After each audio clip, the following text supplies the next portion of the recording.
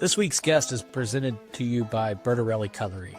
Marco Bertarelli at Bertarelli Cutlery has been in the knife sharpening business for decades. It's a family-owned business straight from the mother country of Italy. Marco is a dear friend, and they've been a partner with Illinois Recovery Center and offering second chance jobs for folks that are leaving treatment and looking for work. Please check them out at bertarellico.com. That's BERTARELLICO.com.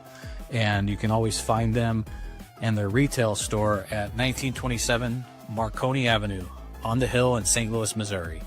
bertarellicutlery.com.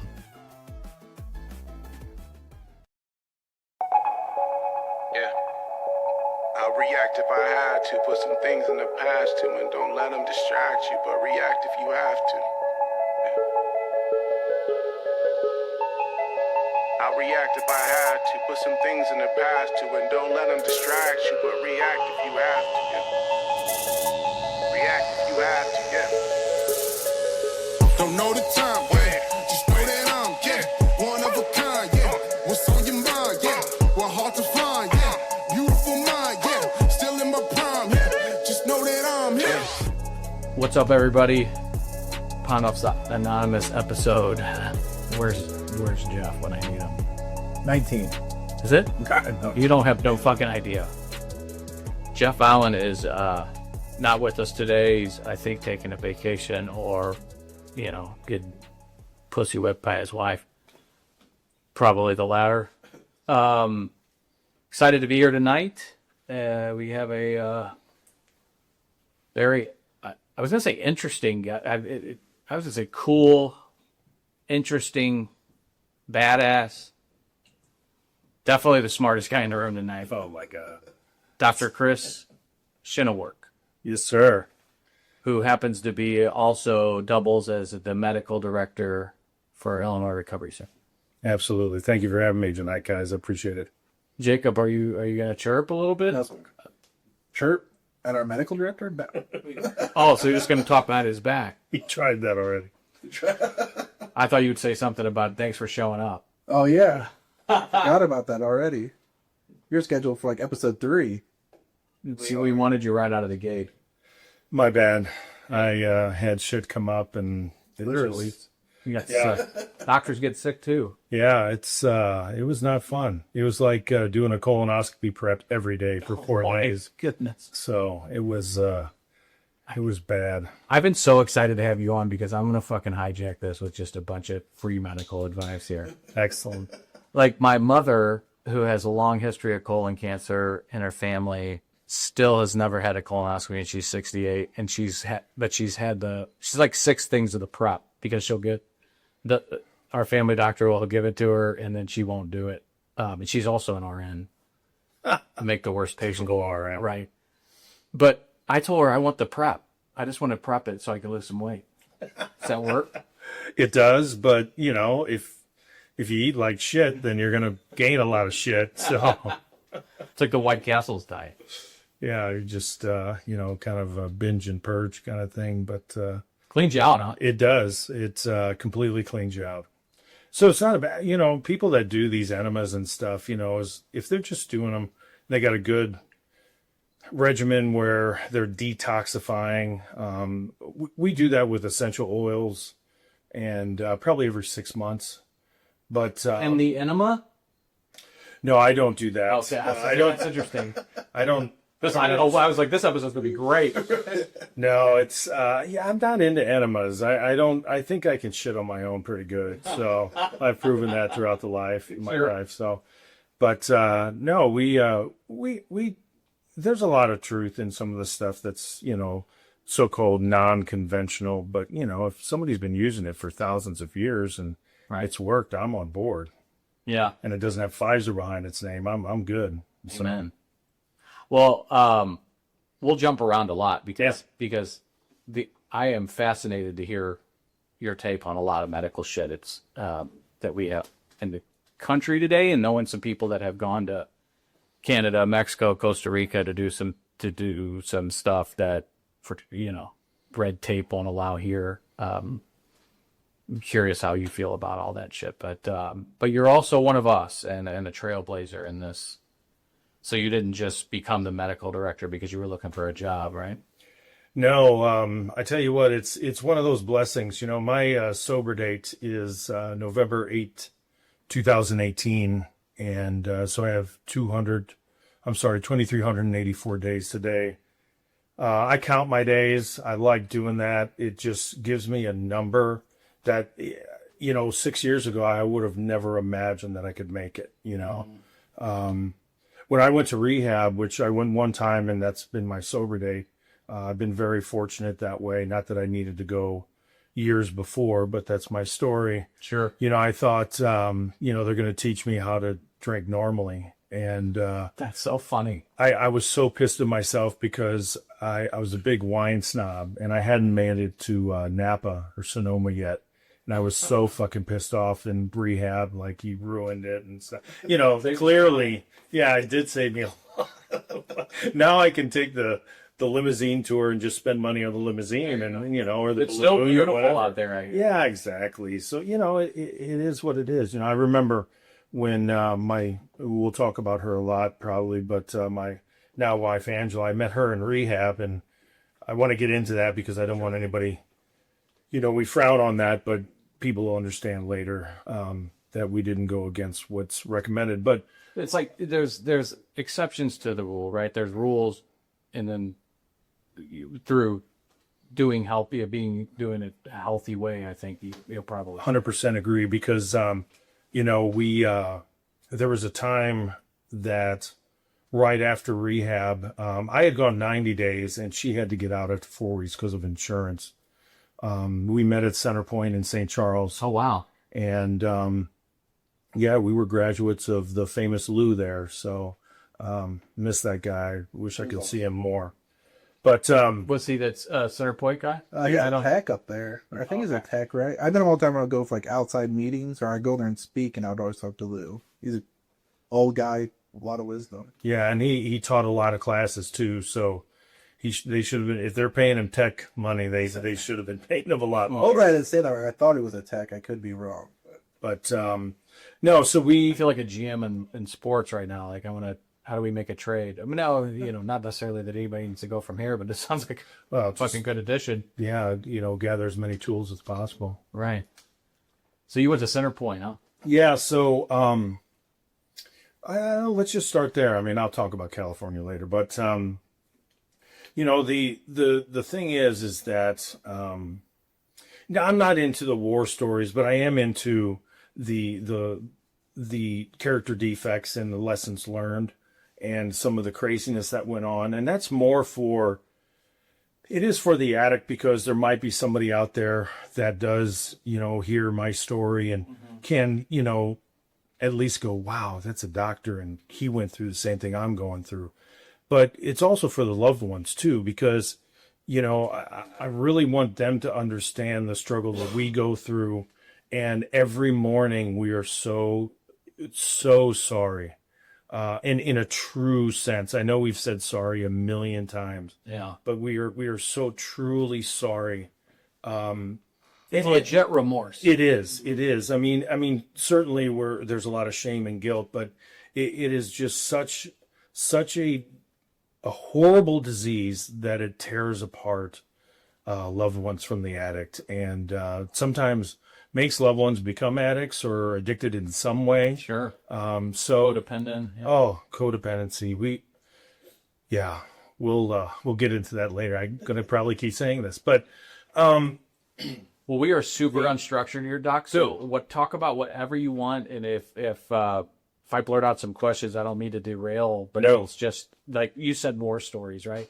And I was talking to a guy yesterday. He just walked into our church and he was really struggling, and we were talking about going to treatment, and he said he's been twice, and the thing he hates about treatment was the war stories, because all it does is make him want to use. And I don't think a lot of people listening know what what we're talking about. So can you explain what you mean by war stories? yeah, basically, in a true basic sense, it's the insane shit that we went through. Right. And that we caused, and consequences and stuff like that. And that's why the anonymous meetings are so important, because you're filled in a room of people that did the same stuff to at least some degree that you can relate to it. And when you try to tell normal people these stories, and now in recovery, we kind of laugh about it in a way that it's not funny. It's like we're watching a movie of somebody that we don't even know. Right. You know, we're not that person anymore. We could easily become that person again, but we're fighting, 24 hours at a time to not become that person. So sometimes it's good to laugh at ourselves, but I mean, normal people look at you after that and they're like, that wasn't fucking funny at all. That's horrible what you did. So, but I think the important thing is, I mean, I can sum it up. It's, I was a social drinker, at times a heavy drinker, but never where I'm like, God, I got to drink now, never like that. And, I was crazy and stuff, but I'm crazy now, so that didn't really change.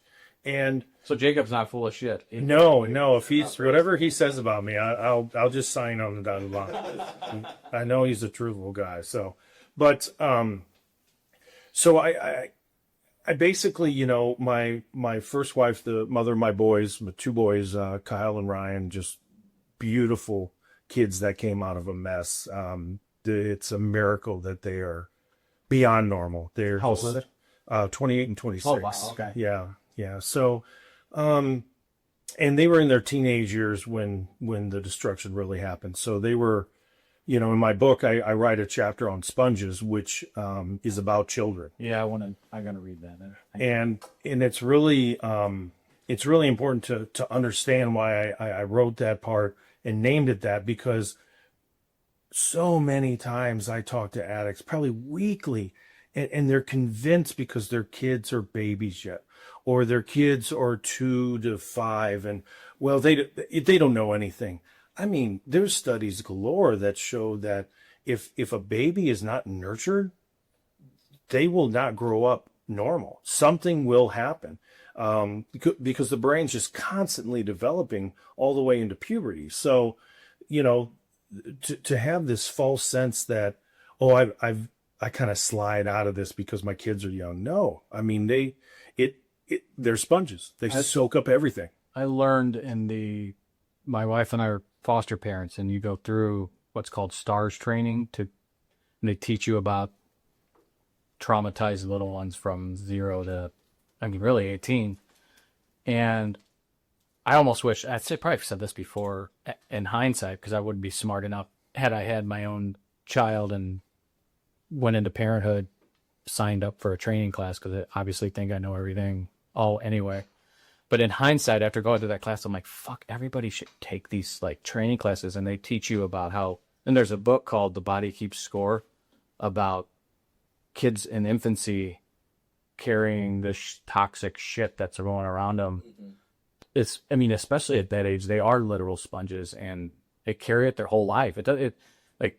Trauma doesn't end. It can be, you can heal, but it doesn't have a finish line. It's just part of you.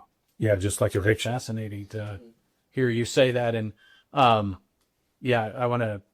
get to your book, but because I want people to know about it and where they can find it. But that's very important to hear, man, because kids, whether they're conscious of it or not, it's fucking them up.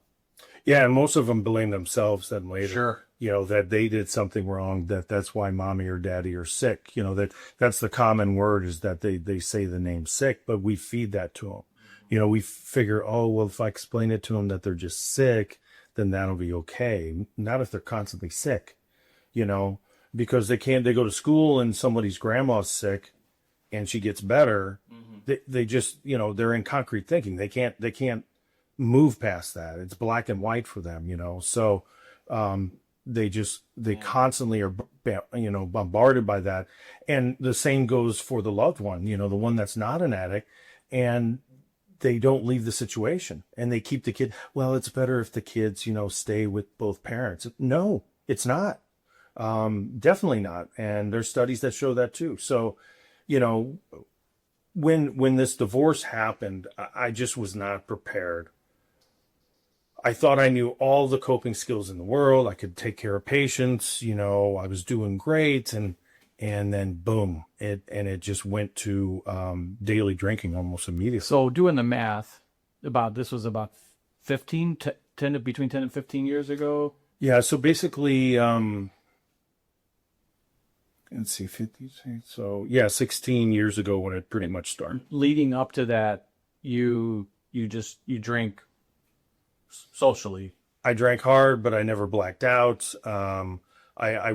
We always had a designated driver. It was watching your P's and Q's, things would get, just crazy, but fun crazy. Sure. But it was never like, it's time to stop. Let's pack up and, go to bed or whatever. Sure. And then the marriage.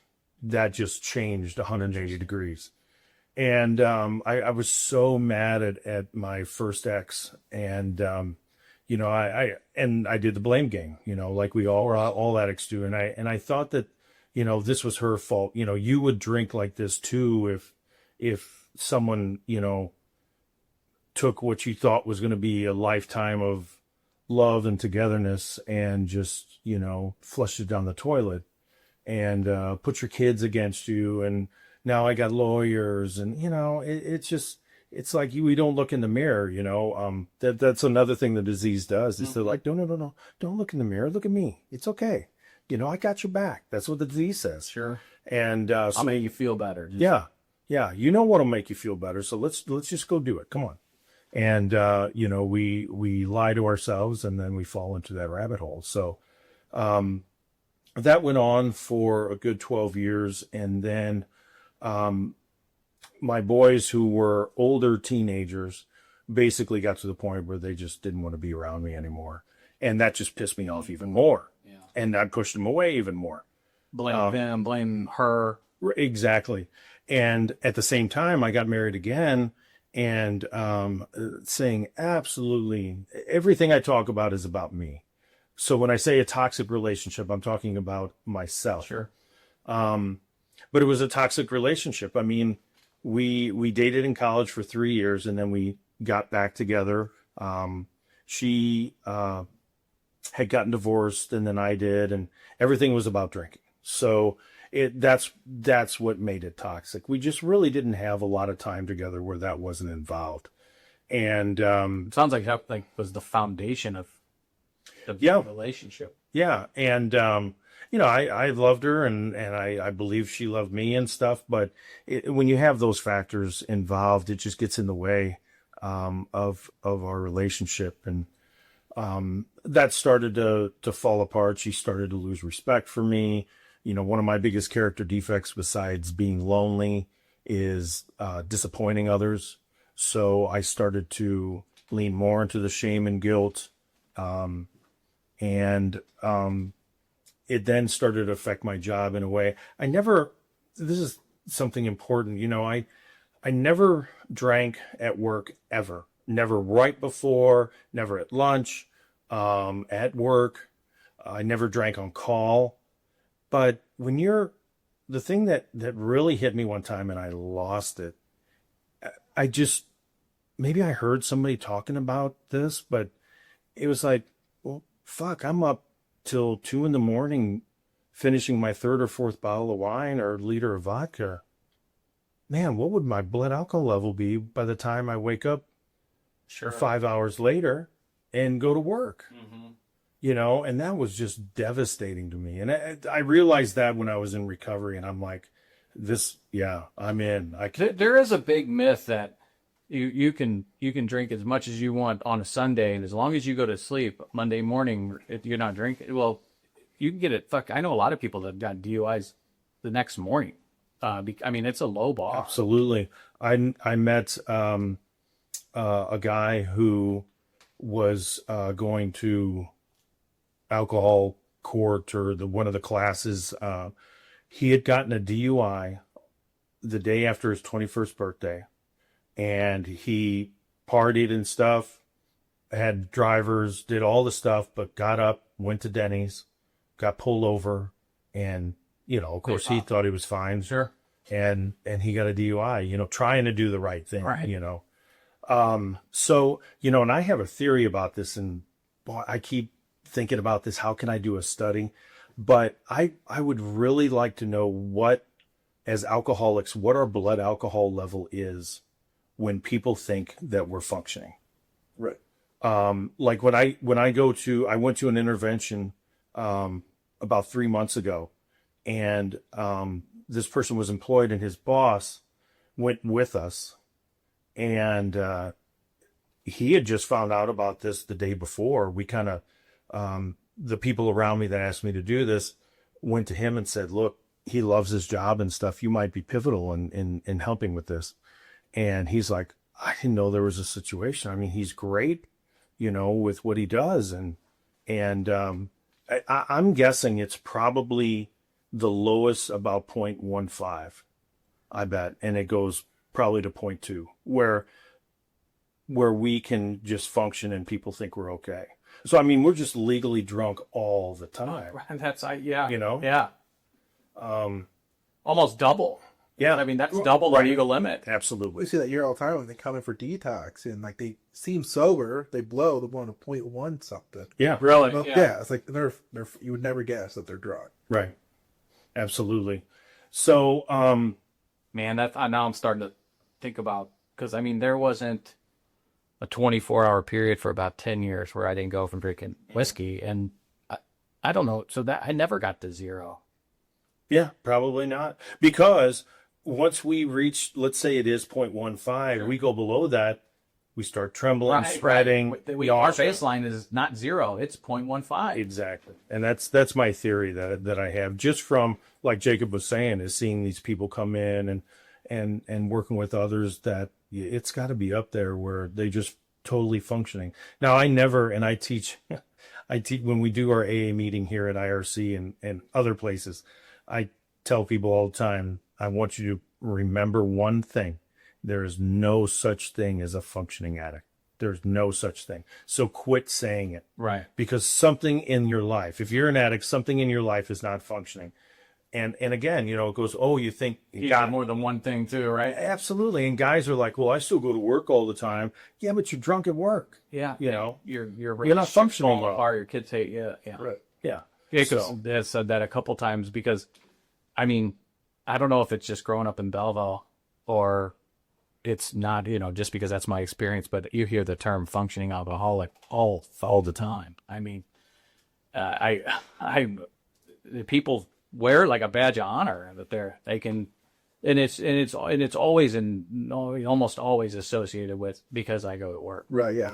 Like 99% of the time is why they're functioning. You're supposed to fucking go to work. Like, Or again, they say the same thing we talked about earlier about the kids. Like, well, I'm functioning because my kids don't know, and they're fine with me. Well, you know, you're do surprise too. their mom. No. I mean, you know, They don't have a whole lot of options. No. You're the boss. no. So You started drinking. The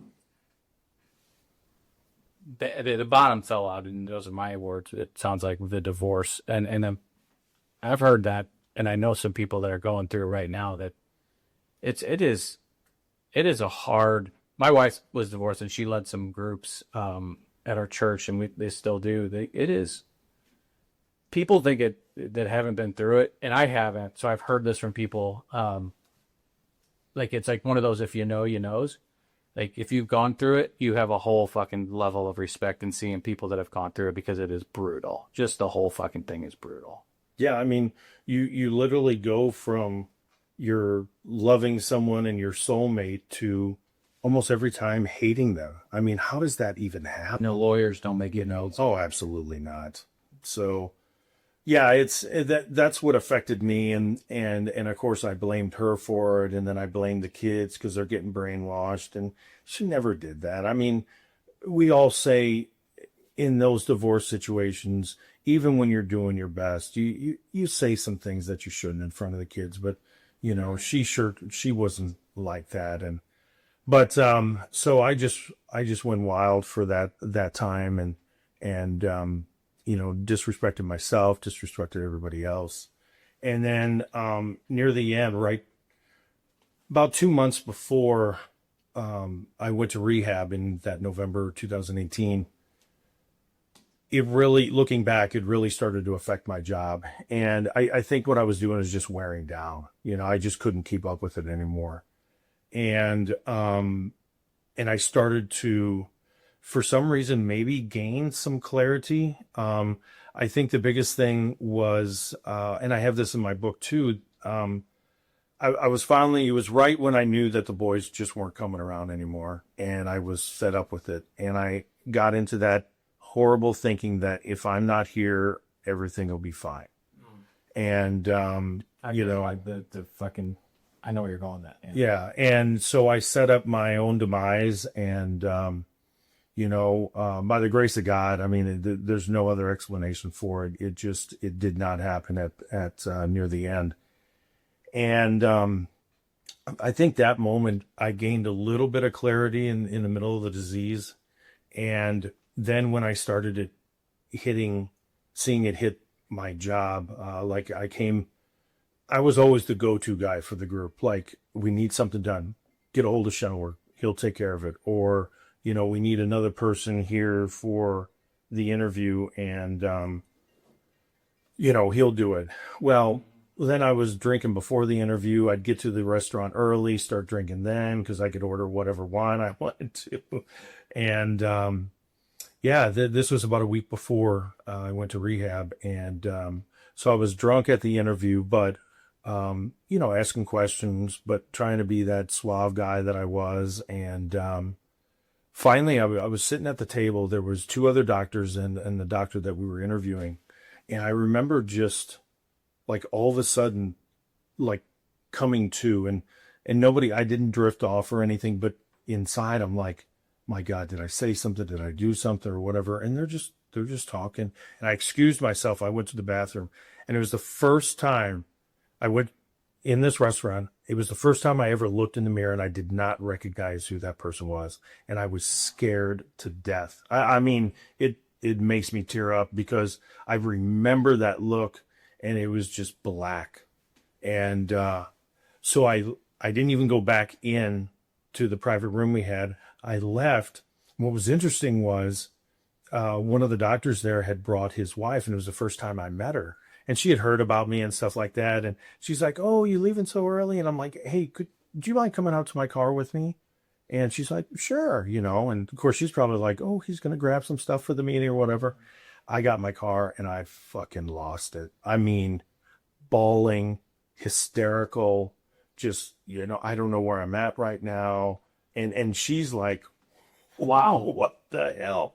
But it was really the first time that it was a cry for help, you know? And what they did was, I can't thank these people enough. They took turns coming out while they kept going with the interview, and just nailed it. And helped me, got an Uber, got me home. And then that's when I started hearing from some of my advocates that were up the food chain, and like, we need to talk. And even there, I was adamant. And I just found this out about 4 months ago. Our medical director, Dr. Musa, who I introduced out here at IRC to Jakob and Eric, and now knows them and his friends, and helps us with some stuff. He told me, he goes, you heard that we were coming for an intervention. That's why you went in that day. And I'm like, I had no idea. Oh, really? He goes, they were scheduled. He's like, "Are you serious? Like, I'm dead serious. Or are you being honest with me?" I said, "Hans, these are the miracles that we see in this program." They were going to sit down with me, and whatever was going to happen.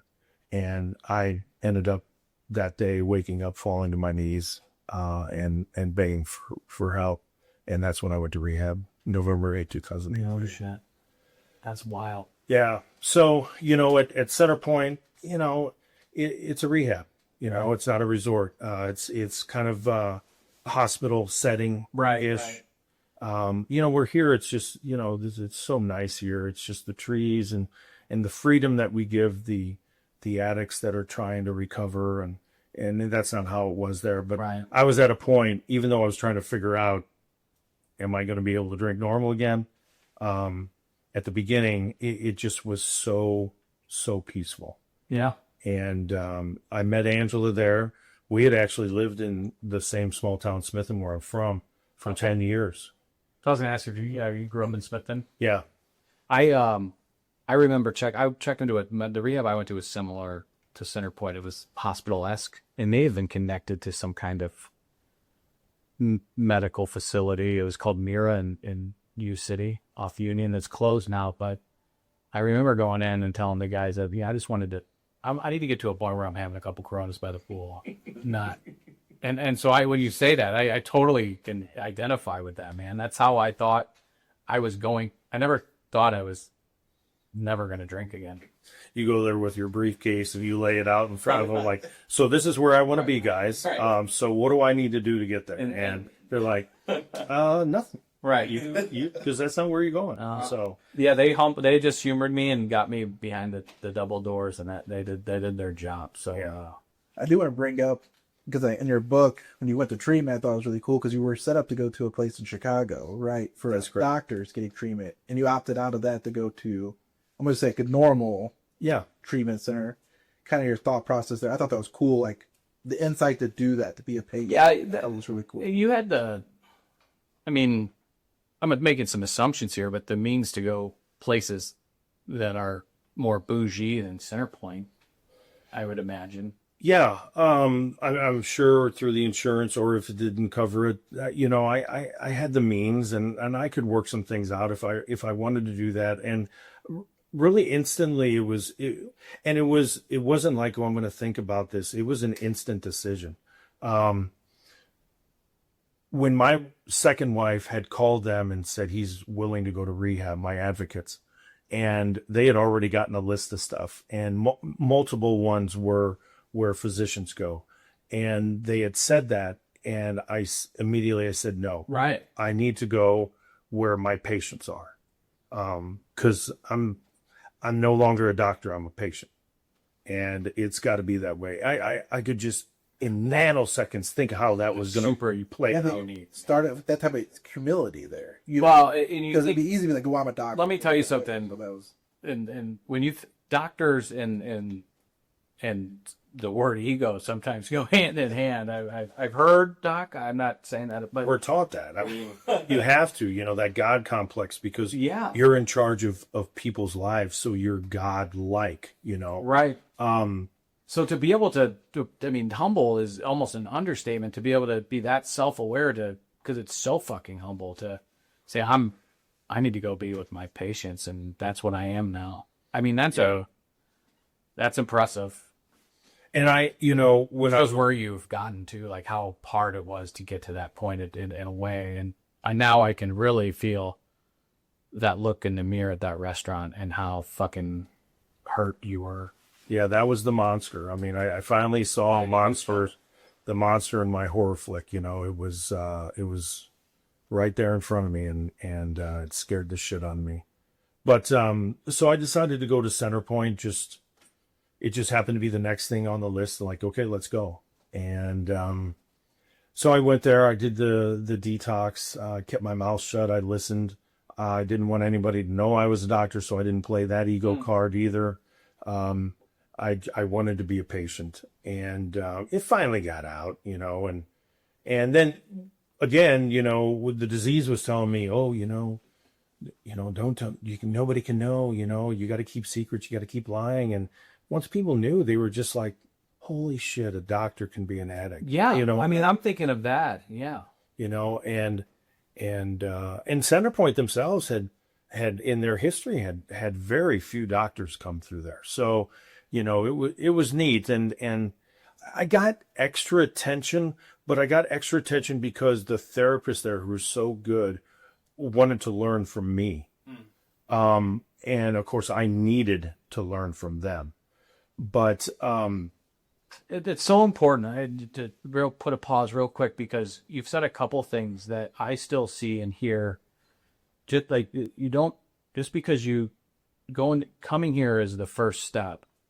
Once you're here, you have to humble and you have to listen. And I oftentimes, in the people that really struggle when they leave, there's some common denominators that you see on how they spent their time here, knowing it all.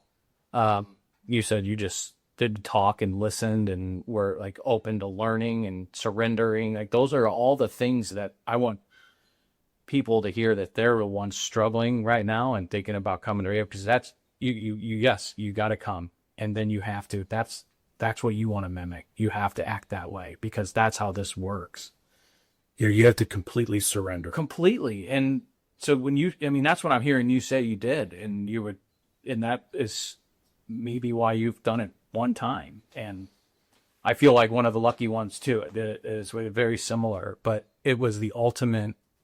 I'm in fucking hospital scrubs that don't fit my fat ass and like fighting with Jesus. And I wake up in the morning and I'm like, I don't know it all. I don't fucking know it. I don't know anything. Right. I don't know shit. And that was probably life-saving for me. Yeah, absolutely. It just, it is a very humbling experience if you decide to take it all. And embrace it. This is, it's okay. Like, it's got to be hard. It was hard going through my 20s thinking I fucking knew everything. What a bullshit at act. 20s. I mean, you don't know anything. We don't know shit. The 30 is a new 20. I tell people that all the time. But like, there's something about being 20 in your 20s and thinking you're invincible and you fucking know everything. Mm-hmm. And what a burden of bullshit that is. So yeah, and it's hard for us to expect, these people that come in that are in their late teens or 20s, and I was at Carbondale in college. There's no way I was gonna stop drinking. Oh, the last Halloween I was there. really, Yeah, the Oh, very boy. last one. So I got to see what it was. you know, about. Jacob. I have no idea. No. Oh, it's national. It is a national story. These fucking Halloween in Carbondale, like shut it down for 2 decades. Yeah, They at closed least. campus on Halloween because of Dr. Chris got all fucked up. And terrorized the town. People would ape shit crazy down there. And Thousands. if you're in dorms, they close the dorms on Halloween. Yep. That's wild. All because of Dr. Chris said this right. But my Bob steal some Antelope. That's right. Come on, everybody, follow me. But so then I met Angela, and one of the things I told my therapist when I left detox was, I'm thinking of maybe going somewhere even further out, because I did send patients there. And I didn't want people to come up, oh, well, you're a doctor, so what about this? What should I do with this? And I'm like, I don't even know. So don't ask me. Don't bother me. I don't want to be bothered. I want to get this right. And they convinced me to stay, and I'm glad I did. But I go into residential.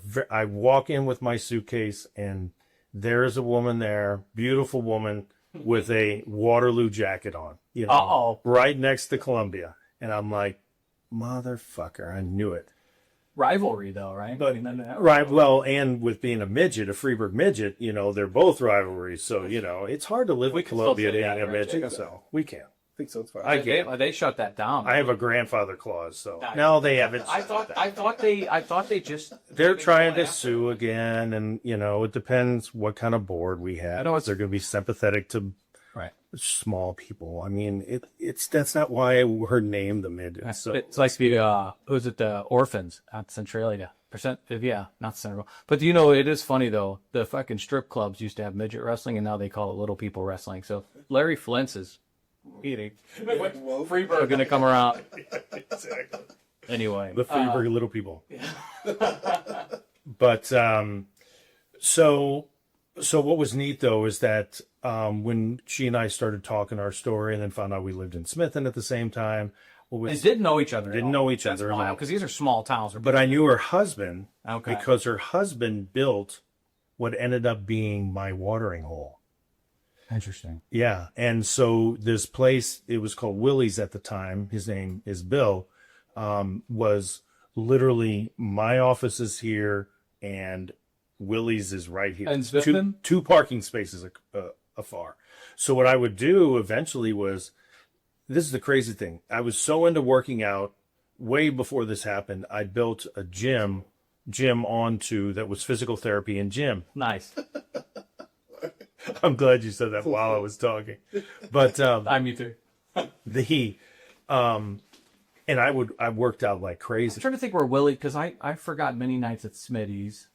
So that's down further. So Okay. if you're coming south from Belleville, the strip, it's the first strip mall before the car wash and then Dollar General. Is that No Jacks, is that? Well, that's what it's now, No Jacks. The Willie's was No Jacks. Yeah. Okay. No shit. Yeah.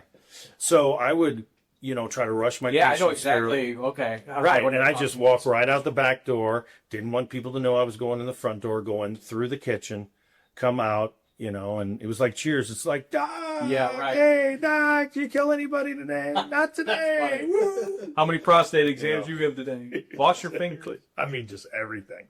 So, and I fell into that trap, but, I had to get home before my second wife would get home.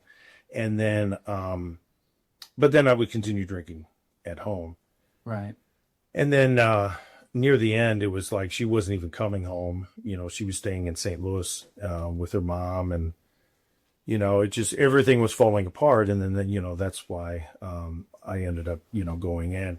But Angela, was a big part of the story because we got to know each other very well, and we would stay up late and read the big book. This was her 12th time in either rehab, psych ward, or in the ER. And one of the times in the ER, they had to shock her and bring her back. She was, her blood alcohol level was almost 0.5. And they literally had to intubate her and then bring her back and stuff. But 12. so here, What a fucking fighter. I hear people that have gone multiple times, and some people want to take it down a negative road. I'm like, you can talk about not a quitter. It's that person. yeah, you think This is fun. Like to go to do this? No. it's horrible. To do it 12 times. What a fucking warrior. I met you two. The first time I met you was at the, you got spoke at our first alumni event. So it was like 45 days after we opened. And you guys came in and spoke because you were bringing your group in. Oh, that's right. Yeah. You guys shared a little bit of your story, but it would keep going on. But I remember Angela then, and you guys still have the same group, the AA group? Yeah. Three Amigos. Right. That's okay. That's what it's called. Yeah. I was going to say El Tri, but that's Three Amigos. That's somewhere. Yeah, so she and I just got to know each other really well because we would stay up late and read the big book. We would just talk about our story. How are we going to get better? She had questions for me like, you're like taking notes and you have all these different color highlighters and pens that mean something different, and this color is more important than that color. And she's like, I've never taken a note. This is in Center Point. In Center Point. And I said, just try it because, to me, I went in there and I'm like, I'm going to take this like I'm back in medical school. And You sound like a student with your highlighters. 100%, journaling and taking notes in class and meetings. And what I did was embrace where I was at. So this is what I'm given.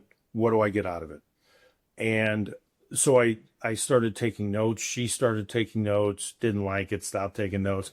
But she was amazed that I was the first person. I mean, think of how many people she met being there at a different place, 12th, Right. some same place. This was her third time at Center Point. They're like, hey, Angela. She had a Like, punch "Oh, card. right." Yeah, exactly. Fourth time she gets half off. She wishes, but There won't be a fourth time, damn it. right. So, and then I was amazed that how did you, I mean, the way you're talking, how is this 12 times? I mean, you seem like you're ready. Why, so that's what we had, two different stories, and we were just really enthralled by it. But since we got there around the same day, she had to leave around the same time I did. And my therapist is like, you got to do 90 days. That's the studies for doctors, for pilots. 85% Really? success rate at 1 year if you do 90 or more days. No shit. So What is it about those vocations? I think it's just it's an easy control group, and it's your highest level of workers, you know, so you got people flying commercial planes, Right. and you've got doctors taking care of patients. So, Yeah, that makes you know, sense.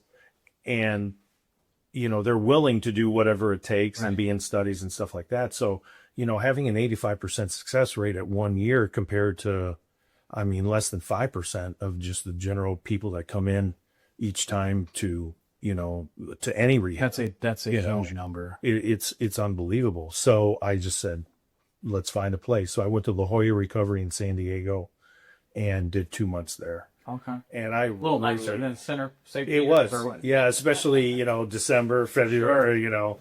But I was, every weekend I was on the beach, learned to meditate, read constantly. Same thing. I just was all in. I found a sponsor there, a temporary sponsor. Then my house manager became my sponsor. And I had finished step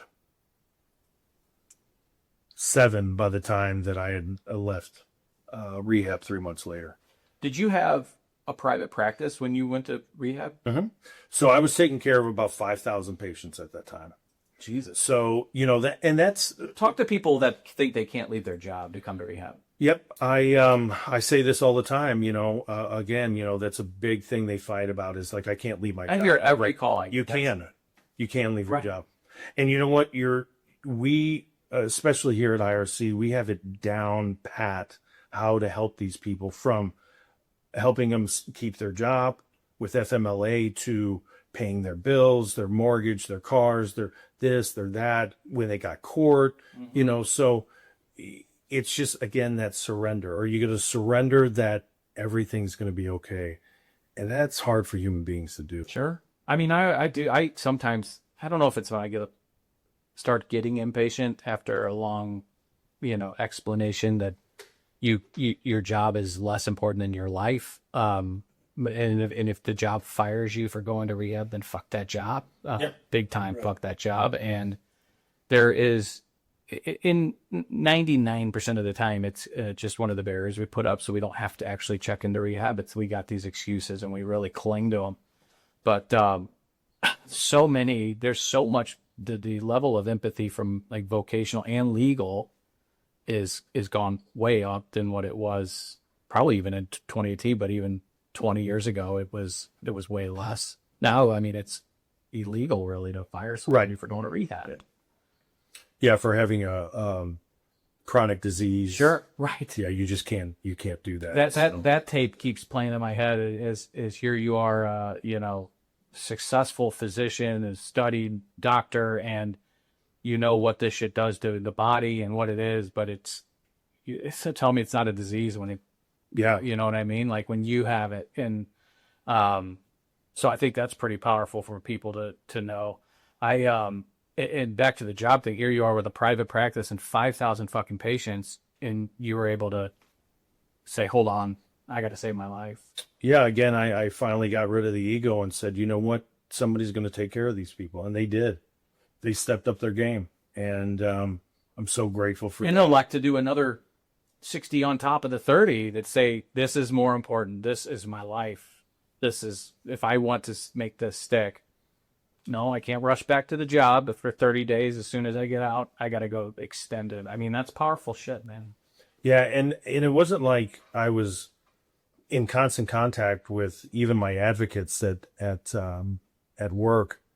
I just trusted in God that this was going to work out. So many people just told me that. And you know, luckily I had him as a higher power before that, you know, growing up. But, you know, I thought he had left me. I thought that he was so disgusted by me of what I became that he was gone. And I just was in such a fog I couldn't see him. And he was right beside me. The whole time. You know.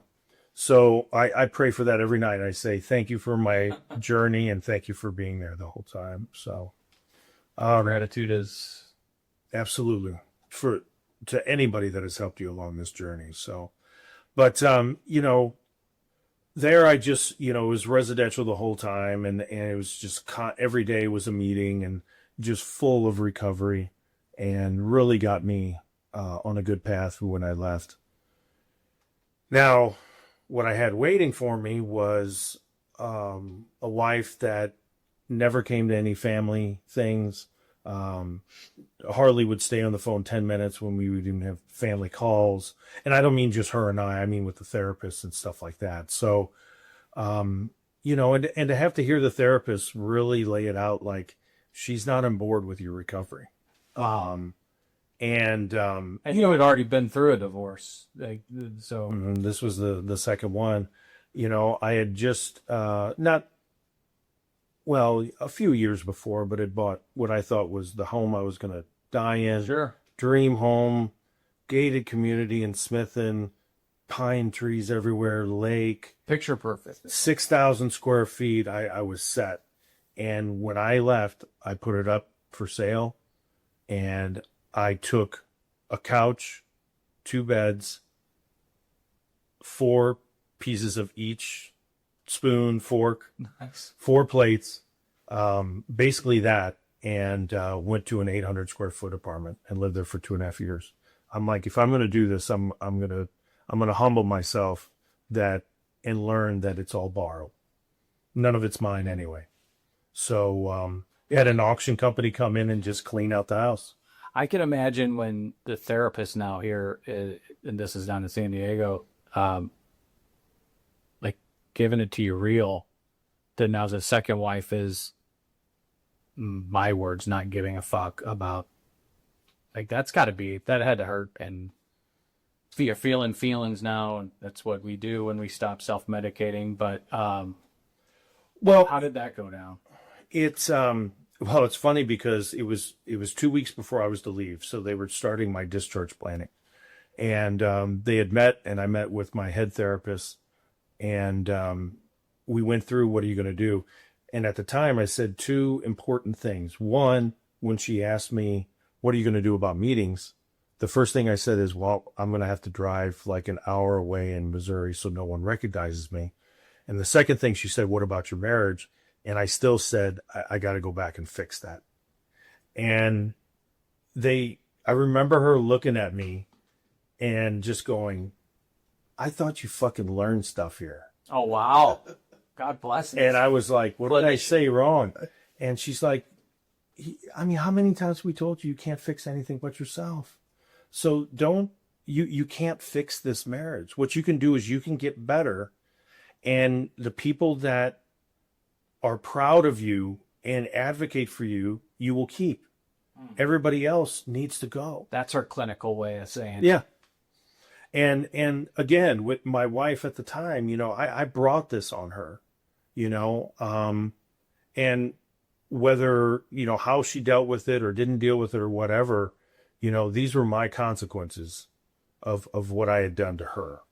So, you know, she's not a bitch because she wasn't for me or anything like that. No, I haven't heard you blame her for Yeah. even like. But I want people to be clear that, you know, again, you know, that's when we do our 7th step and we let go of things. We have to let go of the fact that, you know, quit saying people screwed me over. I got into those situations. I don't care if somebody stole money from me. I was probably in a bad situation where I allowed that to happen. Right? Sure. So when I got home, she was on board with selling the house, and I hooked her up. Actually, I hooked her up with a really nice apartment with the pool on the roof and all this stuff, you know, downtown and everything. And where I got to live here for a while. I got to figure things out, see where you're at. But I could move in there at any time, and it just never happened. So, she stayed there, and in the meantime, Angela, and I didn't know this till stuck. She's over here right now. Like I keep thinking about, because you'd met at Center Point. You guys, bonded as, and I was going to ask you, was there a spark there, or were you guys just complete? I think there was a spark there where you're both vulnerable people. Sure.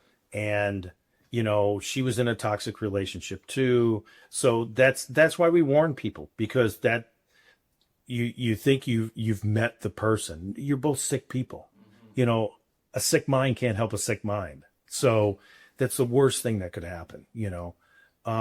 So we made an agreement that we're not going to do anything but be business partners. good friends and business partners.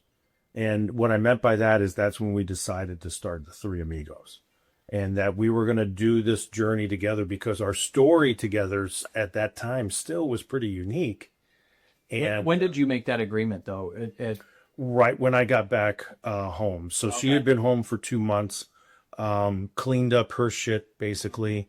And then when I got home in February, February 10th, I flew home. And when we had met, that we talked about it right away, because I didn't want to be that guy that, oh, he met somebody better and his wife's not on board, so now he's with her. I didn't want any of that. I didn't want to cheat on my wife. I didn't want to, lie to her anymore.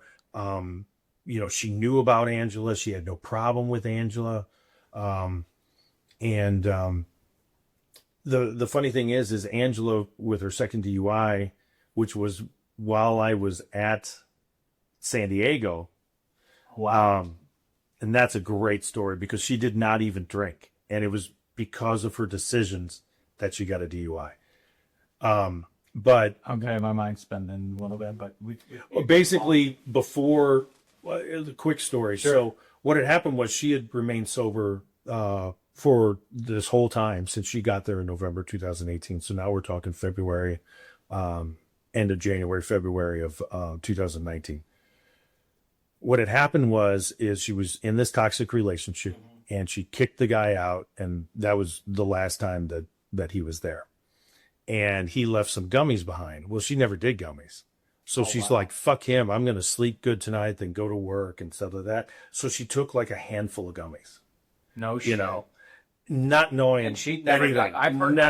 I've heard from people that now told me they're fucking powerful. And I mean, the oil is purified. This is not hippie weed anymore. This is like blown drug. away. So she gets up the next morning, high as fuck, and she doesn't even like, why am I not feeling good or just feeling weird? So she backs out of her driveway, comes around, 2 houses down, the wheel falls off of her car. Okay. Probably God saving her from God knows what would have happened, right? So she tries to turn it on the rim, and it nicks, probably a 6-inch nick in the concrete street.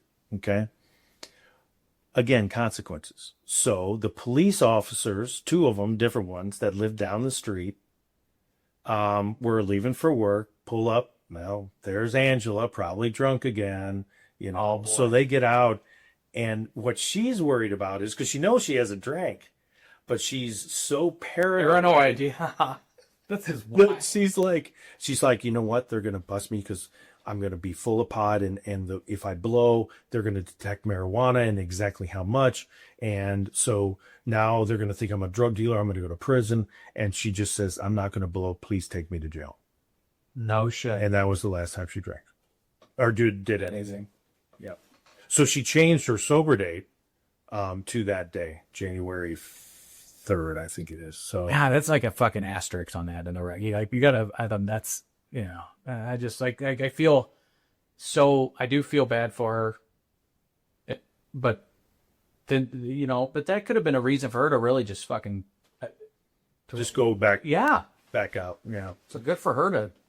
Yeah. So then, about 3 weeks later, I get home, and so that's in early February, early March 2019. We're running around to all these meetings, checking out meetings. She doesn't have a driver's license, so I'm driving her around. Again, my wife doesn't mind. She knows what I'm doing.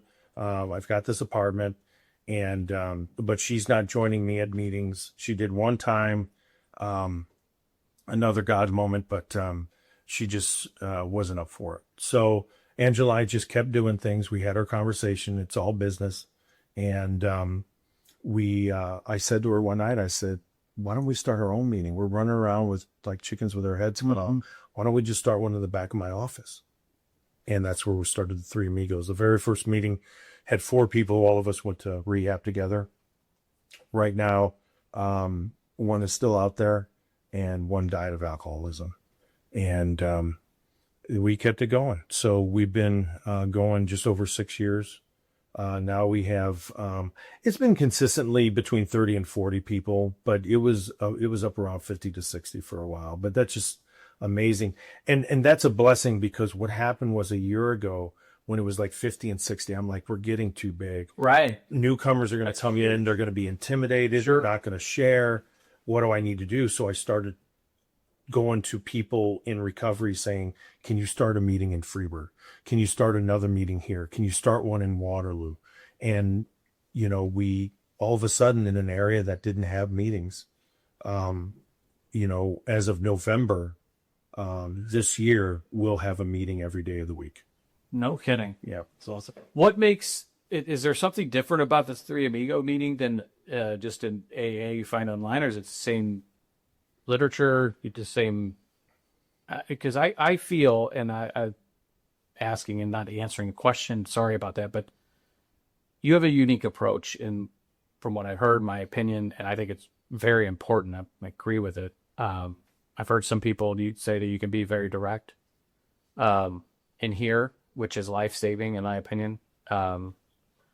But is there something that makes the Three Amigo meetings different?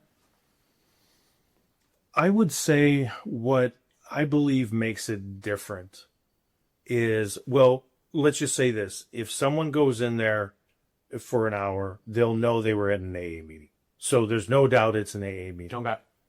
But it's an addiction meeting.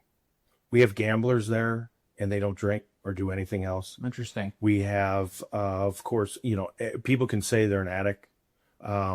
It's very, we are very focused on addiction. We want loved ones to come there. We know they suffer too. We even have a group chat of just loved ones that we started. And so, I mean, not all AA meetings are open to family members, are they? Or well, open and closed. Like, so that's where the distinction. I know that like when you look them up, they'll have an O next to them, and there's like a key of letters, and that means open. So open means if there's, you just look up an NA. Yesterday I was looking up an NA meeting for someone. yeah. And I had to look one up that was open because I just to get them to a meeting. And there's some other, so open means you can. In anybody. Okay. Anybody. closed is just like acts only. So. But for Three Amigos, it is open to, it sounds like all, which it's so for the whole different. And in fact, it's like open on steroids. Like, Right. I have students almost every day of the year. I should say every week. Define of the year. students. Medical students, okay. nurse practitioner, PA students. We're soon to get residents. So basically in the medical field Yeah. at some point, and it's required. I tell them nicely, but it is required that you go to one of the meetings, and every one of them they're just blown away. And are they going, they're going to, because you learn stuff in these meetings you're not going to learn in the classroom or in the 100%. right? I can only imagine. 100%. And you know, it's so, these people call me back because I've been doing this for 2 years where I make them go to a meeting, and it's amazing. They'll reach out and I got a friend that's struggling, or you know, I was able to talk them into going to rehab from learning not only in your office seeing patients and what you do with addiction, but also going to that meeting, and just them saying to their friend or family member, I've been to an AA meeting. There's nothing you need to be frightened with, and I will take you. It shattered. It I will takes go away with you. fear myth. Yeah. Or at least calls their bluff and Sure. says, I didn't think AA was bullshit. So what are you talking about? Come with me to this meeting. I'll prove you wrong. So that's the neat, the spiritual dynamic I think about our meeting. It's not raw. It's not, there's nothing different. I'm just telling you that when so many people have said that there's just something different about that meeting. And I think it's the typical thing of when you walk in those doors, you can feel it. Sure.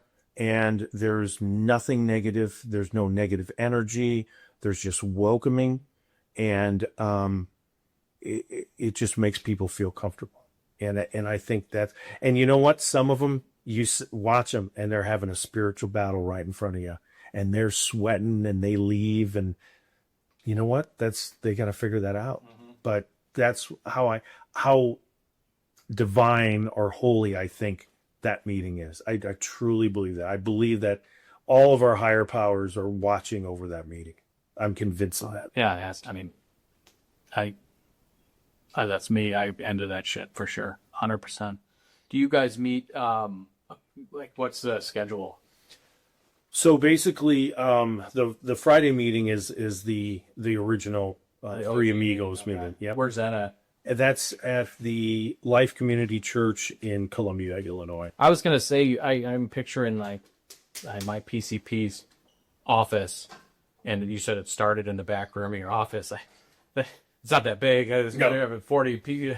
No, yeah. you Started getting 15. We were like, we got to look for somewhere else. And we found, this new church that was getting started. I had started going there. The pastor's like I am. He's from Granite City. He is raw. But very historical, very passionate like I am, like tell the truth. Sure. He'll be like, what, you people, you think you're better than each other. You're all sinners. Yeah. Quit thinking that way, and people need to hear that. And the ones that leave, let them go. Sure. Hopefully they figure it out, but they're not doing it right then and there. And so the original question that you had asked, direct, what I try to do is at first come in at low altitude, and kind of skim and see what's going on and really listen to the patient as they talk. And then I'll throw out just little,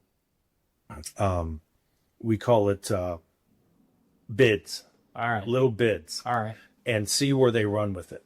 And then I know if I'm talking to the authentic person or I'm talking to the disease.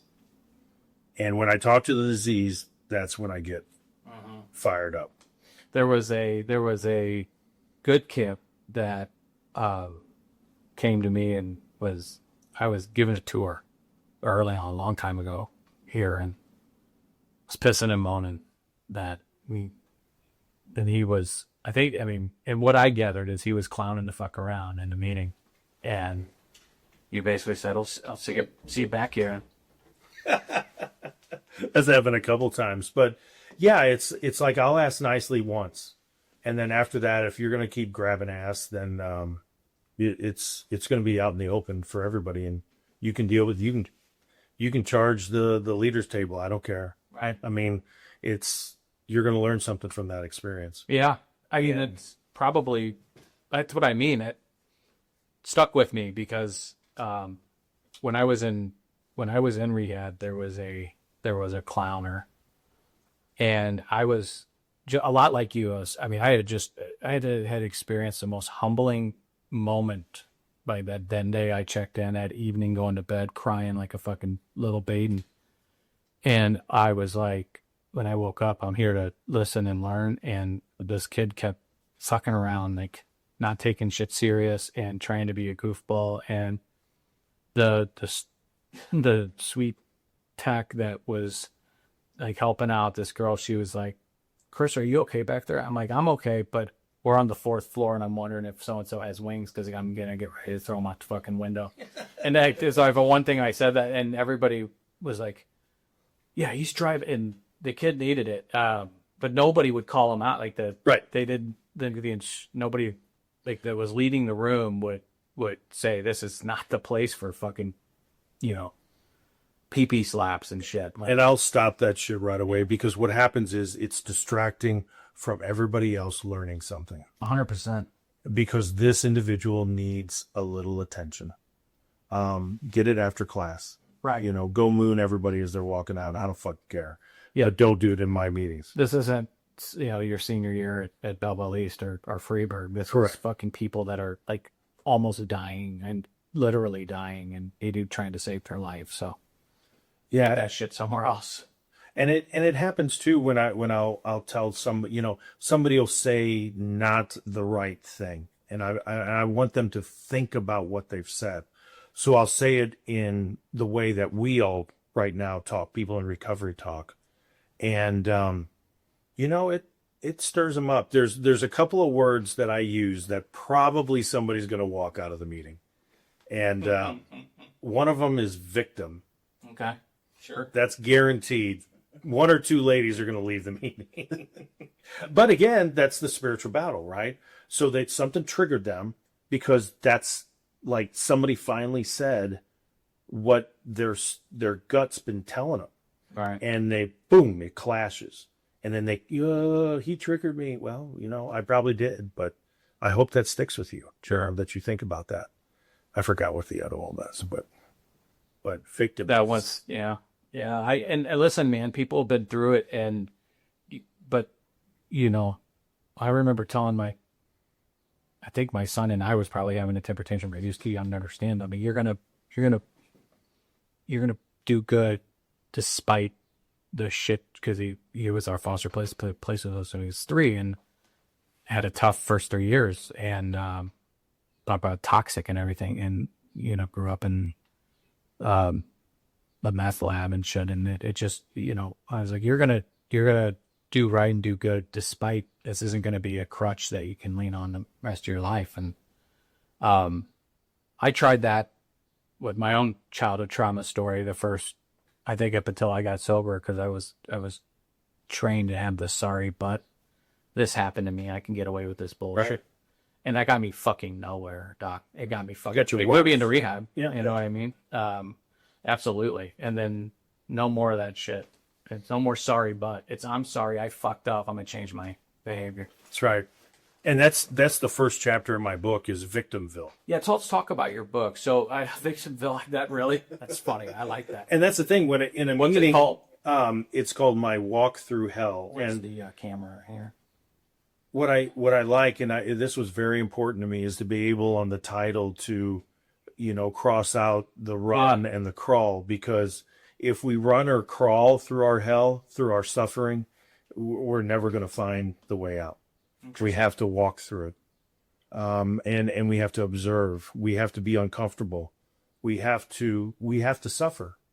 And, the Western world, especially the United States, people think, if I'm suffering, I did something wrong. No, it's part of life. Read the fucking Bible. Yeah, exactly.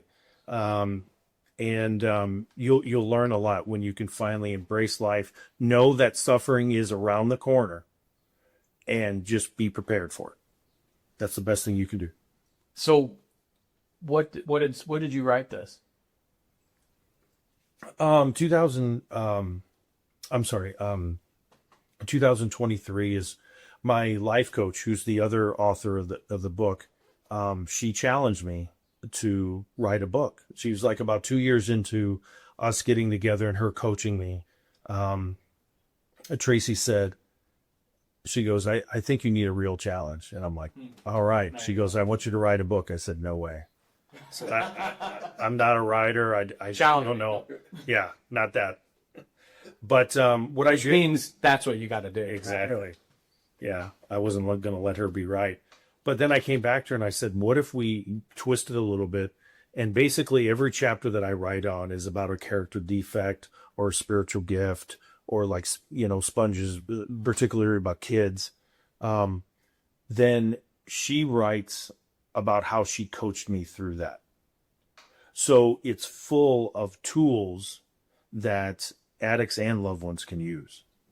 So that's what I wanted it to be, is I didn't want it to be, all about me and what I did. Like I just figured this out on my own, or by going to an AA meeting.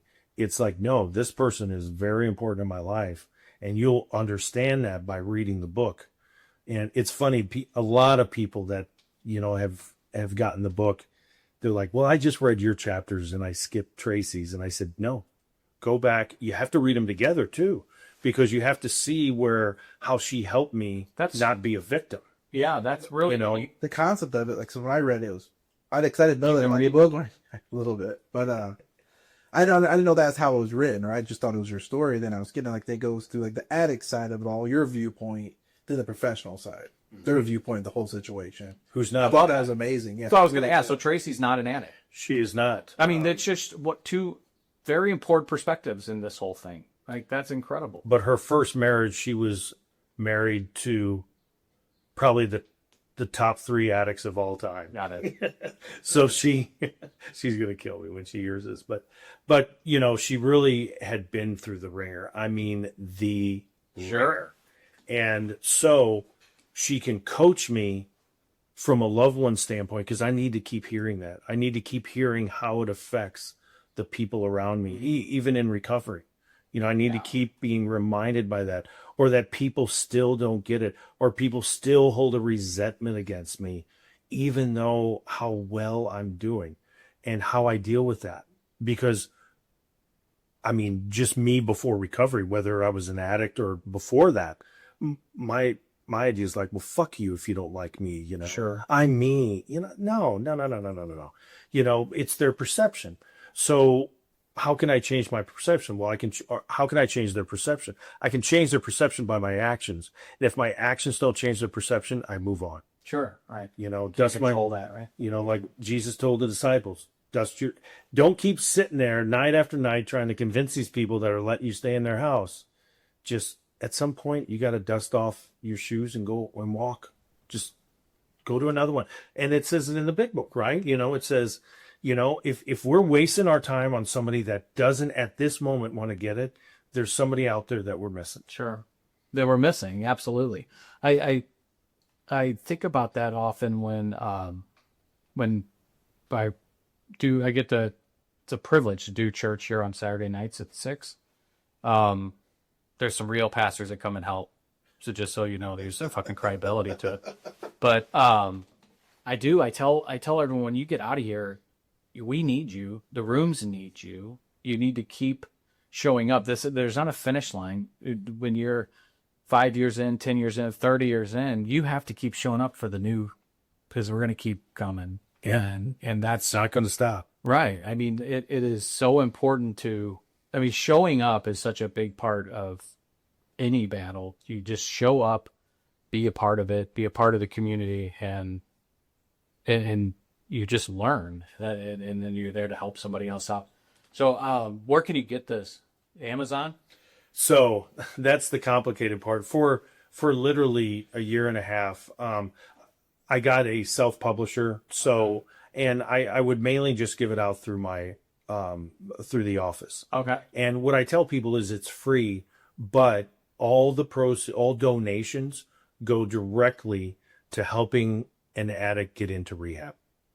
So just giving that extra maybe $1,000 to, like, okay, they have $1,000. Can you take that and get them in?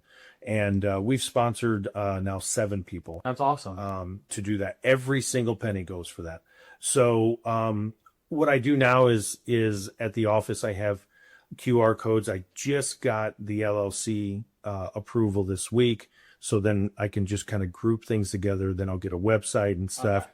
And we have a PR person that's helping me get it on Amazon. That has been a complete nightmare. Yeah, I can't imagine. I wouldn't even know. It's just been dragging along. And so someday it will be. But what they can do, to answer your question, is in the book is my phone number. Okay. So anybody can text me, and they can get the phone number. I'm sure you can put it on the podcast or somewhere. Yeah, we'll include maybe an email. I don't know if you do you do email, Don? Can they just text? Sure. Yeah, I'm trying to avoid not putting your personal cell phone. But see, that's what it's about, right? So I have sold, or whatever you want to call it, right now over 3,000 books. All via text. One person has texted me. Oh, wow. On the book. Now others have come up and we've talked about it, but I'm not afraid of that. It's okay. I'll keep it in there when it goes on Amazon. So that's awesome. Some douchebag wants to text me and try to catfish me. Well, good luck. But, But what I can do is if people would simply at this point just text me and I'll give me an address. Wait, I'm worried about the hypochondriacs, Doc. They're gonna text you. Hey, I got this fucking bump on me. There's always Malignant? There's always block. So. Nice. I got it. Okay. Well, we want to share that now. Back to Angela, where you guys started started the Three Amigos. Yeah. So then we, that went on for, I want to say like, 2 years, 2.5 years. And at the time I had found somebody that didn't drink, wasn't an addict, but didn't drink, was, developing a relationship with romantically. this woman. Thanks for He shared, well, he was convinced it was a guy. So, but, he's projecting. yes, and then Angela at the time was, oh, this is a fun podcast. She was sowing her oats. So, she was on Tinder, like just swiping right all the time. Nice. So, That was. yeah. She was, catching up from being married right out of high school. So, Oh wow. but, yeah. she's going to kill You ever done that? Be frank. Hey, it's your battle. Hey, did you ever do the online shit? Never. So the Saturday night was about this sermon series, and it was about relationships, and this was the week of talking about how it's okay to be single. There's a lot of people that have been divorced and don't want to, and there's some churches that just decide to shit on people, and we're not one of those. So it's like just talking like it's okay. And I always bring up the online dating, and a girl like a sister of mine was wanting me to get online dating 6 months after I got a rehab. I'm like, what the fuck am I supposed to put? I just got on a rehab. Come meet me for coffee. Like, it's just not. It wasn't my thing. So I always ask people if because I know it's like the way of the world now. I mean, Yeah, I mean, I have nothing against it. I'm not on social media, and I have no desire to get on social media at all. And part of it is I can't figure it out. So, well, that's I'm going to remain stupid. Eric had such freedom, and then we made him get on it because of because of IRC, and it is important. But he had such freedom not being on Facebook or any of that shit for 6 or 7 years, because it really can be the armpit of society. You can use it for good things. We do. I think we do a lot. The alumni page is so super powerful. Justin does a fucking incredible job. Was our alumni director. I mean, a lot of people reach out. There's podcasts on there, so you can use it for right things, like any tool. You can use it to hurt people, and if you're one of those, then can't. Oh, you're not working a program. It's No. you're doing that. You can tell pretty quickly too who's fucking unhealthy by some of the. Oh, shit. 100%. What time are they posting There you it? go. Yeah. And how many clerical errors are in there? That's pretty much your guess. Right. That's What their alcohol level is. Yeah. There was people by the end of my day. They were like, "Yeah, you need a breathalyzer in your laptop, Exactly. or just anything." It used to Like be the car starter, Fine. right? The Right. vape machine. Don't take Pondoff's call after 5 p.m. And then that hour they kept getting. Don't take it after noon. It turns into don't take Pondoff's call. Right. And then it was block. What'd you say? Yeah, you block them. But the cool thing is after 2.5 years of knowing each other, it kind of again God moment at one maybe block of 2 days. She was done with this is just not working out with Sure. trying to meet people, and it's stupid, and my relationship didn't work out. So I had something coming up that weekend, and I said, have you ever thought about us dating? And she goes, Bold question. yeah.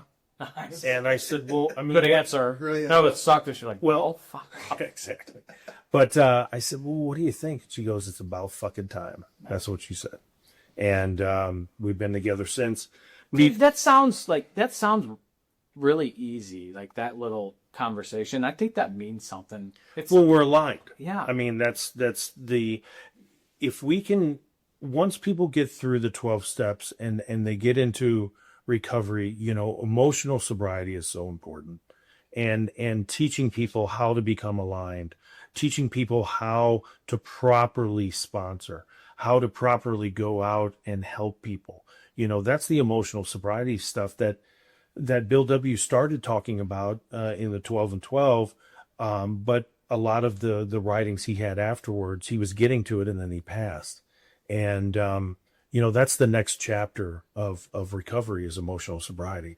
So when you become aligned with somebody, it's unbelievable. It just, you never argue. You literally know that when something happens, we're going to talk about it right then and there. We're going to clear it up, and therefore there's no surprise blow up. There's no, Resentment doesn't have time to fucking develop it. you know how women are. They got the Rolodex in their brain. It's a stock saying this.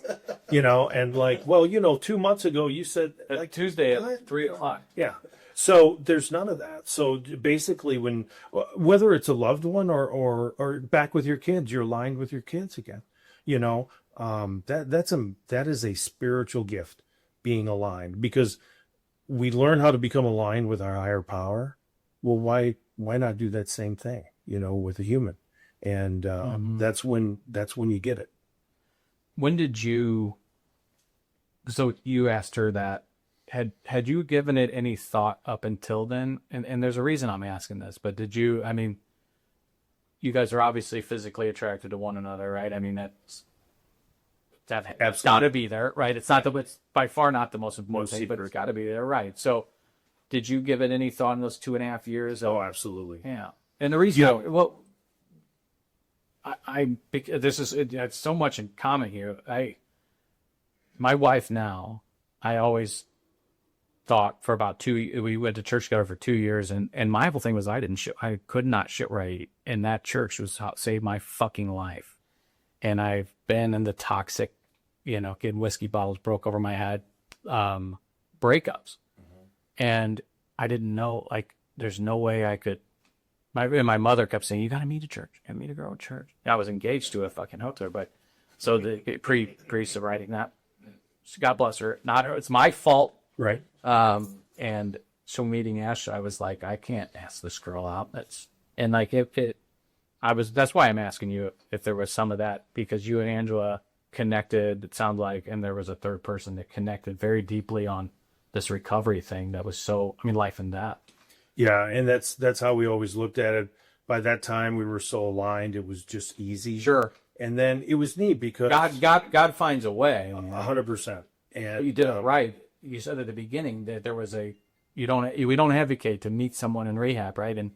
And become life partners with. But you said that you guys did it very responsibly, I guess is probably the right term, right? because that's what we were told, Yeah. you know, and so we were going to listen to everything, not, well, we'll do everything they say except 13th step. Well, I mean, you said earlier you two are both two sick minds. Yeah, you can't help another sick mind. And to have that type of staying power, 2.5 years, and actually going other ways, because it was so, I mean, I don't know. The thing is that we stopped fighting it, you know, Yeah. or at least I did. She was just waiting, you know. Sure. But once we decided that, it was just, I mean, people would meet us and like, how long have you guys been married? We're like, we're just dating. And that's the I mean, alignment. that's when I met you guys. There was that, I felt that way. Like, you guys have been together 30 years. You know? Yeah. And it's just not that. And plus, there's something to say, and this doesn't happen to many people, but think of it. Angela and I met each other at our worst, at our bottoms. When you can grow with somebody and get to the top and then see the next tallest mountain and get to that top and then the next one, I mean, that's an incredible relationship that so many people don't get to experience. Most people start their relationships with all the bullshit. They dress differently. They act. I mean, Ashley still gives me shit because I was opening her fucking car door the first couple of weeks. Like, whatever happened to that? Like, well, you put out. Yeah. I don't have to do that no more. But you usually we start relationships with this big facade, and you guys were fucking stripped fucking bare. Right. And there was that's who you Nothing were. to hide. Right. The most vulnerable. We knew each other's character defects from studying together and in class together and just talking. It was amazing. And the cool thing is, you know, going from that, we got engaged on her birthday in Mallorca, Spain, on the island of Mallorca. Now you killed two birds with one stone on that date. I like it. Smart. The next year, I surprised her. Now, no one's going to believe this. On her birthday, we went to Isla Mujeres, which is the island right off of Cancun. And it's That's just what the dinosaurs were, right? In Jurassic Park. Sounds like one of these. sure, but they should have been. But the resort there that I was part of just got built, and it was like, please come. So what I did is I surprised her with a wedding. Oh, She had no idea we were getting married. And I knew I could pull that off because she told me a long time ago, before we were even dating, that the next time, if she ever gets married again, is that she doesn't want to put any effort into the women. And so I bought her dress. I got the flowers. I got, everything. You know, she already had the ring from the engagement, but I got my ring, the dinner set up, and it was just the two of you, or did you have some people come? No, just the two of us. And then we have something. Yeah, thanks. Hey, but you know, it's part of my story. I love it. But it's yeah, and you know, I don't compare her to the other two. I mean, that's unfair. All the things we learn in recovery that just helps us on our way with other relationships and bonds and dealing with people. You know, it's incredible how this life journey just changes everything. I'm impressed. That's an awesome story, man. And there's a surprise. I mean, we were laughing about Jakob. So he had a nice little engagement just recently, and he was like, "When do I do it?" And I'm like, "Well, you better do it before you eat, otherwise you're going to be a fucking stuttering, you're sweating." And here you planned this whole wedding I'm impressed, because I would have been more like him. I would have been sweating. Why are you sweating so much? It's hot here. Yeah, you're not hot. So they sat down, and then they whisked him away to do the. So yeah. As soon as they got to a restaurant, but to be able to plan a whole and it's fucking, that's ballsy to do that. Yeah, but I knew that, you know, that's what she wanted. She wanted it to be alone.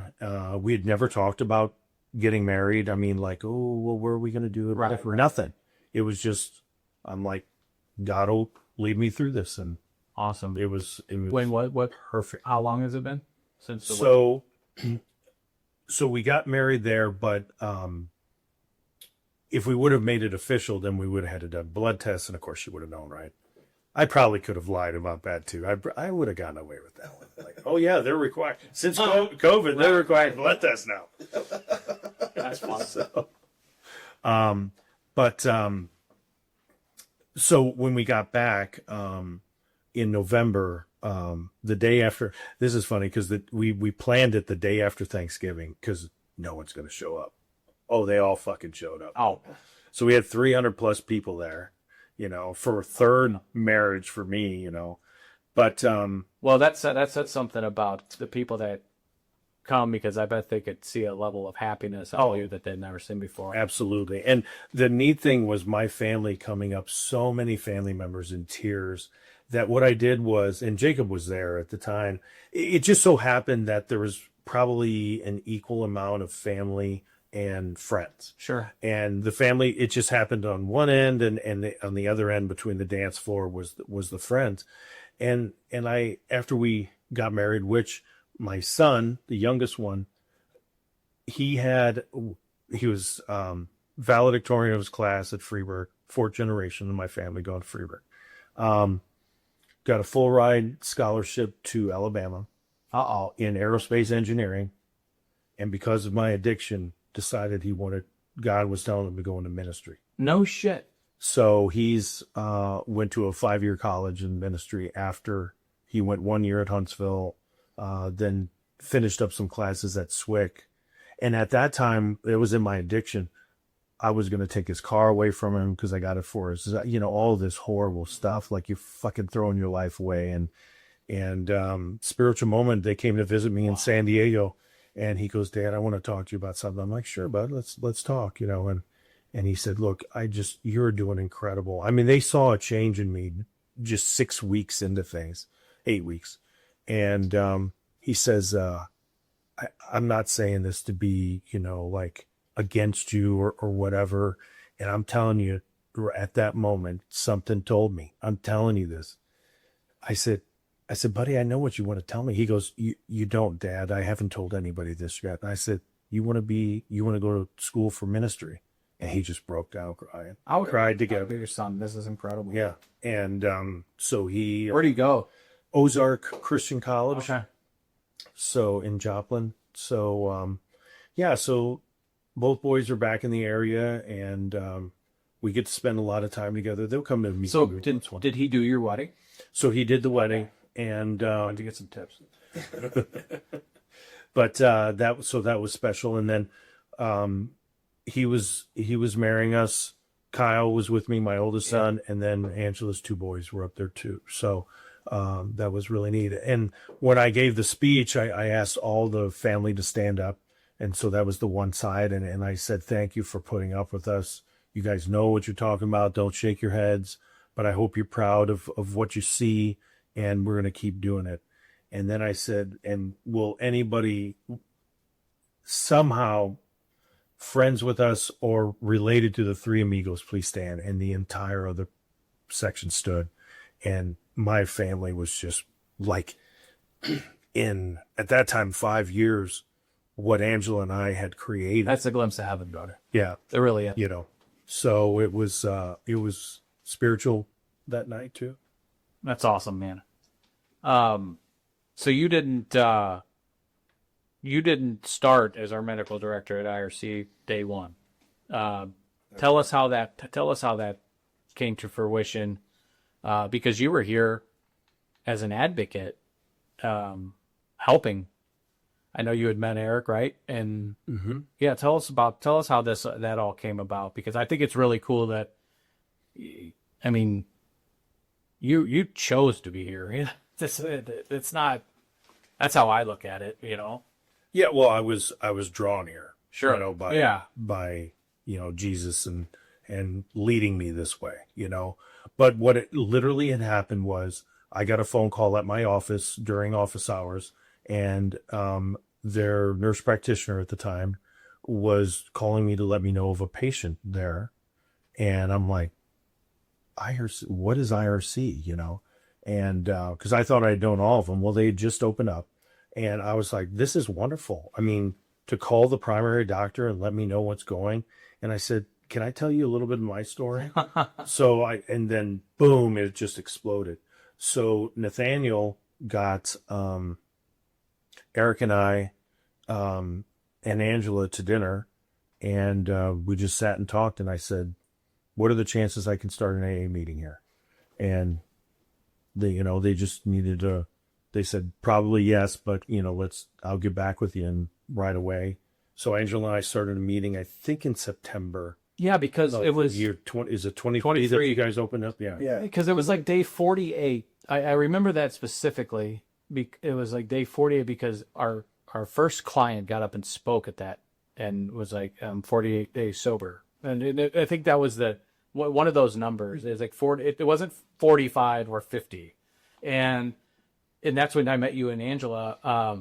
And you were here to introduce your AA meeting you were going to host in the gym for clients and community. That's how. I mean, I think it's such a cool story that like you did, how you got here, how you found IRC. Because I remember as we were opening, we were intentionally very quiet because we needed the community support, so we had to be strategic about that. And the community of Swansea has gone above and beyond anybody's expectations, from Chief Blomberg to the mayor, the new mayor. I mean, it's been incredible. But and part of it was, and I think Eric will say this, like, and Jacob, like, is this really fucking happening? Are we really doing this? Like, as soon as we go out and tell everybody you're doing it, now it's fucking real. Exactly. So it was kind of we kept it under wraps a little bit. And to hear that's how you found IRC, and then now how long has it been since you've been the medical director? Just over 6 months. Yeah. While this time here, and I would talk with Jacob and I would talk with Eric and Nathaniel, Eric especially would, as we got comfortable with each other, he would just kind of bounce stuff off of me. Like, as a medical director, what, when you were in rehab, what did you see, and this and that, and then I kind of like, yeah, it sounds like this, who they have is just a typical medical director. And I told him, I said, if I would ever have the opportunity to do this, which I didn't think that wasn't on my radar. I said, what I would do is I would be a part of it, being here and seeing patients, because no one else does that. God is real, because Ashley says I have no filter, and I filtered myself. I stopped myself because I didn't say anything. Got something. Thank you for being here.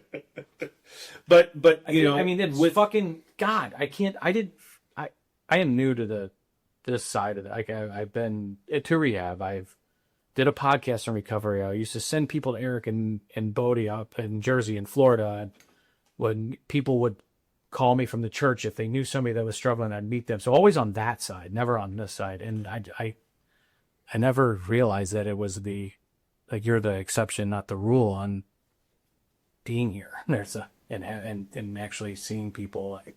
Yeah, most medical directors are. So that's where I kept my filter, and then I figured out how to clean it up a little bit. But I just don't think you can be a medical director for a treatment center in Swansea, Illinois, from fucking California. I just don't think that's the effective. No, or fucking ethical. I don't know. That's just an opinion. I'm sure it happens, and I'm sure things are great because they've built up a great staff and they have a great NP, and the nurses are incredible. But man, we're not. IRC's not like that. We have great nurse, but this is about a team. Yeah. Everybody's in team. And I'm stayed at the Holiday Inn Express last night. I'm no fucking doctor, but like I always would think, if you are and your license is behind this to be able to sleep at night and not have any fucking insight on what's going on, would be a tough challenge for. Well, I think the important thing is that we're trying to break a culture that's broken.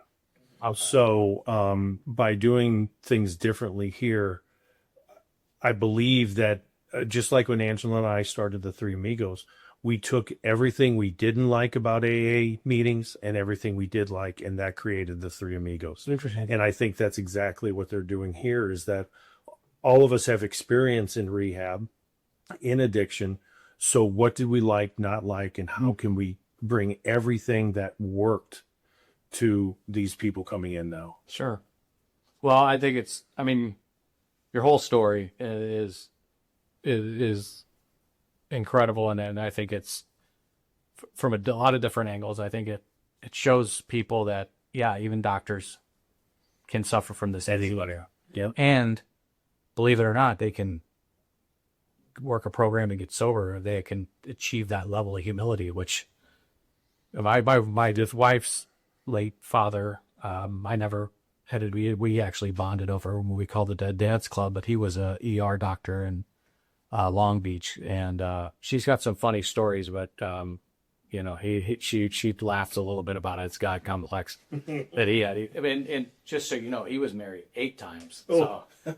He never learned, nor died with money. So. Right, but that's what I. So he sent my wife she went to Fuller for seminary or whatever, and then she went to Pepperdine, and I'm like, man, her dad was a doctor. She might surprise me with a fucking bag of cash. No, it's married 8 times, and he paid for her to go to Pepperdine. Yeah, so there you go. For those of you who aren't familiar, it's like on the fucking PCH in Malibu, and then mascot's the Waves. It's fucked up, but God bless her. Yeah, so, and she's a social worker, so there's nothing really going on financially well at my house. Anyway, sorry to beg for a donation. So it's such that's one big takeaway I have, the way that you went into the room, because you can see it here, and you've said it before, Jacob, many times, like, you guys, we always get surprised, but if we're betting on racehorses, the folks that really listen, shut their mouths and open their ears and listen to our BHTs that are in long-term treatment. We have so many years combined here of people in sustained recovery to listen and learn. So then people will listen to you, and you can save their fucking life. Absolutely.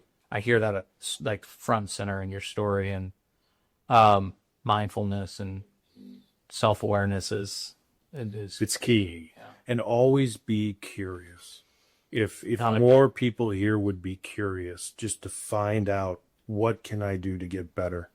And I tell almost every AA meeting here that I hold, I mention curiosity, and hopefully it sticks in somebody, because if you can just be curious, the stuff you can find out is amazing. Mm-hmm. You know, we isolated too much, and it's time to stop that. I also see a big service heart with the book, but you don't just start an AA to help this many people if you don't have a heart that's just wired for service. And I was telling somebody yesterday that service he said he couldn't go to an NA meeting because he was helping to clean up with the tornado. I go, that's service. Yeah, do it. That is doing something. Get yourself out of in between your own fucking ears and help somebody. That's another pillar to this thing, I think. And then you've kind of led the way on starting to bringing AA meetings to where there were none. Right. And that's incredible, man. Yeah. Really grateful for you, Doc. I appreciate everything. Thanks for the opportunity. This is awesome. Yeah, and you know, I could go on and on about the medical question. We'll save that for another podcast. Or Absolutely. I'll text you until you block me about I got this fucking, is that an ingrown toenail? I know. Or So- herpes. Right. No, I won't touch that. Funny story, different day. I'm clean as a whistle, by the way. If anybody's Just asking. I better shut the fuck up. Jacob, you got anything else for Doc? I'm a little nervous about you. About me? Well, with Jeff not here, that you're going to be able to fucking make sure this shit Well, works. that's my number still light of day, so. Better. That's what you talking to him, because I got. You got to take a leak? Yeah. You don't want to. You got a good prostate, right? So, Doc, last time I got my prostate checked, doctor had his hands on my shoulder. Get it? Anyway, you think you're able to cut this well? I just hit stop recording. Oh, I hope. Jeff better not fucking leave us hanging. That's already fucked. We'll see. You think? Well, this was good, man. I'm going to wait for him to get done pissing so I can say proper goodbye. This is great. You want me to land the plane, don't you? You've been trying for 20 minutes. No, I haven't. I was exiting strong. Fuck you. It's like, this is one of your better ones. You think? Am I getting... Like, You're giving me a review. there's a lot of turbulence coming down, but. Hey, go back. My old man used to say to the pilot, hey, pilot, go back. I think you missed a bump. What do you got this week? This week? No, for nothing. Nort. Just helping people get sober. That's all, yeah. We'll talk about that thing off air. And then we got the golf tournament coming up. Yeah, go. Can you do both days? I should be able to. Should be fine. Iggy's going to help you on Friday. We were waiting for you, Doc, so we can do a proper goodbye or handshake. That's all right. You got to go, right? It's not helping. Oh my God, I was like Austin Powers in there. I wouldn't stop. There was a first couple ones. Like Jacob, he said I just wouldn't land the fucking plane, and he was holding it from like this. He should have gone before. I got this one. So started gargling. Yeah. Your back teeth are floating. Well, yeah. Thanks a lot. This is we've been looking forward to doing this since you fucking no-showed the first one because you had a cough. Or the shits, I think is what you said. Yeah, it was. Yes. I would love to, and no pressure, but spend some time with Angela, both you guys, go to dinner. But if she ever wants to share her story, that's what we're here for. Give her our best, and we're excited to keep on fighting this mission and this disease because it's still an epidemic. I mean, and it gets more dangerous and dangerous with the shit that's on the street. So, if you're thinking about it, if you got questions, I'm sure, you know how to reach out to us, but I'm sure Doc will take questions if you guys want to, send it to the IRC alumni page or something. We can, or to the DM IRC, we can get some medical questions. A lot of people, my PCP said if she wouldn't have spent so much money on her medical degree, if she knew Google would teach everybody how to. It does a very poor job. Yeah, right. So put fucking Google away and ask a real doctor. Absolutely. And could save your life. So thanks again for coming on, man. No, I appreciate it, and And you know what we'll have to do sometime is get Angela and I both together. That'd be great. Because we do our meetings, not AA, but when we go and speak, we always do it together. And she tells her story and then stops when she meets me, and then I start a story, and then it really is pretty cool. And Yeah. she would be a star doing a podcast. So Let's have her on soon. That'd be fun. Oh, If she's willing. yeah. For sure. And you know, I got to ask you, you're pretty shredded. What do I got to do to shut if you get off the count? Fork manager? the fat shot, You got it. Yep. right? Been It's awesome. like Trump said, get the fat Get the shot. fat shot. I'm on it. Step down, baby. Doc, thanks. Oh, thank you. Appreciate guys. everything you do. Sorry. Awesome. Jacob, thanks for nothing. Try to not fuck Again. this up. Thanks, bro. I'm praying for you to not fuck this up, because our boy Jeff, the brains of this operation, is baking cookies with his wife. And for that, let us pray.